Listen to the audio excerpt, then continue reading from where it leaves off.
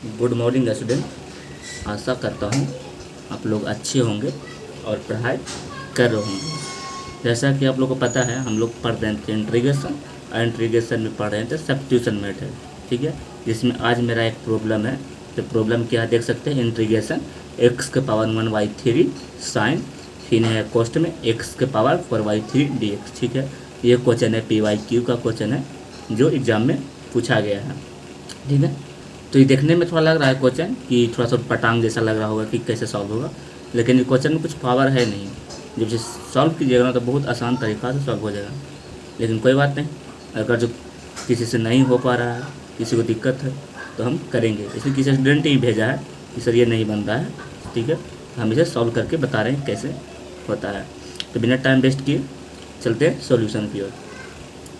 देखिए, सबसे पहले इंटीग्रेशन है, तो मैं बार बार बताता हूँ कि जो चीज़ क्वेश्चन रहा है पहले उसको किसी से इंटीग्रेट करना है, लिख देते हैं। तो पहले सॉल्यूशन लिखो, यहाँ पे सॉल्यूशन। ठीक है, इंटीग्रेशन को जानते हैं आई से इंटीग्रेट करते हैं। तो इंटीग्रेशन आई बराबर जो क्वेश्चन है उसी को वन टर्म हम आगे लिखते हैं। और सब्स्टिट्यूशन मेथड में आप लोग जानवे करते हैं कि किसी वैल्यू को हमको लेट करना पड़ता है, यानी मानना पड़ता है। मानने के बाद जो उसका फिर डिफिएशन कहते हैं, यानी अवकलन करने के बाद जो आता है एक वैल्यू, जो वैल्यू आता है इस क्वेश्चन में कुछ ना कुछ उसका वैल्यू आपको दिखेगा कि ऐसे क्या वैल्यू आएगा। ठीक है, तो इसमें क्या हम वैल्यू मानेंगे, यानी क्या वैल्यू लेट करेंगे, यानी क्या वैल्यू हम लेट करेंगे। लेट लिख सकते हैं या फिर हिंदी में तो माना कि। ठीक है, लेट हम क्या कर लेते हैं, देखिए एक्स का पावर 3/2 कर लेते हैं लेट टी बराबर। अब टी के जगह पर XYZ कुछ भी मान सकते हैं, तो इसको जगह पर मैंने वैल्यू लेट कर लिया। ठीक है, लेट करने के साथ उसको क्या करेंगे, बोथ साइड डिफिएशन। ठीक है, डिफिएशन विद रिस्पेक्ट टू एक्स ऐसे लिख सकते हैं, या हिंदी में लिख सकते हैं एक्स के सापेक्ष अवकलन करने पर। हम देखिए लिखते हैं डिफिएशन विथ रिस्पेक्ट टू एक्स। ठीक है, अब चाहे तो एक्स के सापेक्ष अवकलन करने पर लिख सकते हैं हिंदी में। ठीक है, चलिए एक्स के सापेक्ष अवकलन करते हैं, यानी ये हो गया dt/dx, हो गया dx 4/3, ये हो गया dx।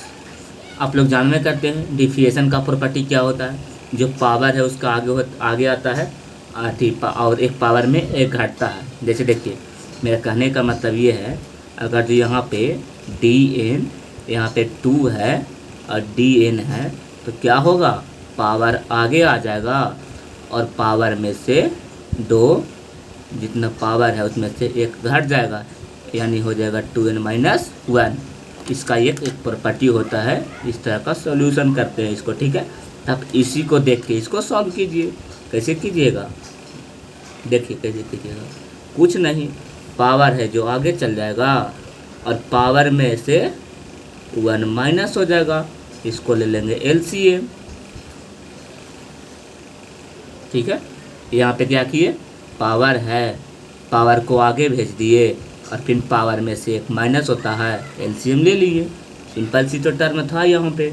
उसके बाद dt/dx, उसके बाद थोड़ा सा इसको सॉल्यूशन कीजिए, LCM लेके 3, तो 4 में से 3 गया तो बच गया कितना, 1/3।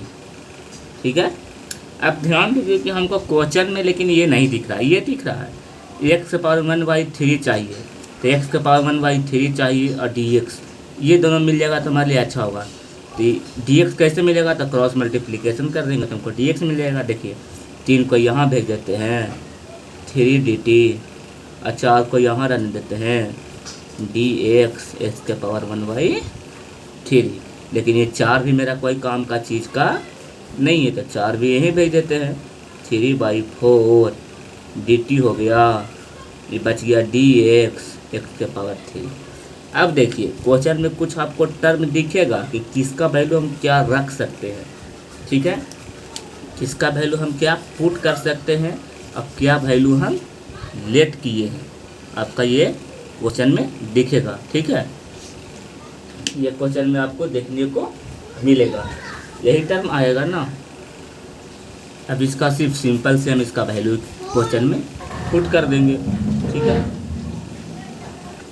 ये जो मेरा वैल्यू निकल के आया, इसी को तो क्वेश्चन में हमको रखना है। तो मेरा क्वेश्चन क्या था, देखिए मेरा क्वेश्चन था इंटीग्रेशन x के पावर 1/3 साइन x 4/3 dx।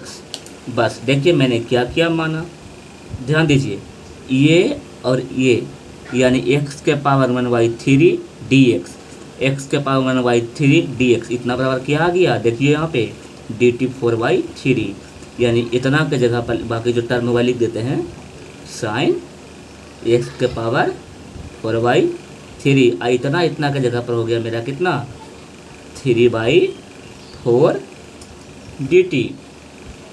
ठीक है, लेकिन ये देखिए मैं एक यहाँ पे गलती कर दिया, क्या कि लेकिन मैंने इतना के जगह पर क्या माना था, इतना के जगह पर मैंने क्या माना हूँ, टी माना हूँ, टी। अब जो भी माने होंगे तो ई नहीं होके यहाँ पे कौन सी वैल्यू आ जाएगा, सिर्फ टी, क्या कितना के जगह पर मैंने टी मान लिया, ई नहीं होगा। ठीक है, यानी साइन टी 3/4। देखिए यहाँ पे मैं साफ से लिख देता हूँ, यानी यहाँ पे हो जाएगा साइन, देखिए साइन इसको तो मान लिया पूरा के टी, इतना और इसका मिला के हो गया कितना 3/4 dt। अब इसे सिंपल सी आप इंटीग्रेशन कर दीजिए, सॉल्यूशन हो जाएगा। देखिए इसका साइन का इंटीग्रेशन आप लोग जानवे करते होंगे कि माइनस कॉस होता है। ठीक है, तो साइन का हो गया माइनस कॉस टी, जो 3/4 कांस्टेंट था ना तो बाहर आ जाएगा, तो चलिए 3/2 बाहर लिख देते हैं और माइनस बाहर में लगा देते हैं। ठीक है, और जब इंटीग्रेशन हटता है तो एक कांस्टेंट टर्म के लिए क्या लिखते हैं, प्लस सी। लेकिन ध्यान दीजिए आपका ये आंसर टी का टर्म में आया है, लेकिन हमको आंसर चाहिए एक्स का टर्म में, ताकि क्वेश्चन हमको एक्स का टर्म में था तो टी का वैल्यू पुट कर दीजिए लास्ट में। अब कहेगा टी का वैल्यू क्या है, तो अब क्या माने थे टी बराबर एक्स का पावर 4/3, तो बस यहाँ पे टी का वैल्यू आप एक्स के पावर 4/3 पुट कर दीजिए, आपका ये फाइनली बन गया क्वेश्चन। ठीक है, देखिए कितना आसानी था, बस क्या वैल्यू लेट करना था वही आपको देखना था कि हम क्या वैल्यू इसमें माने, बाकी सारा आंसर यहाँ पे सिंपल था। तो आशा करता हूँ ये क्वेश्चन भी आपको समझ में आया होगा। अगर जो मेरे चैनल पर पहली बार आए हैं तो चैनल को सब्सक्राइब कर लीजिए, बेल आइकन दबा दीजिए, इसी तरह का वीडियो आपको मिलता रहे। तो इसी के साथ मिलेंगे अगले वीडियो में। Thank you.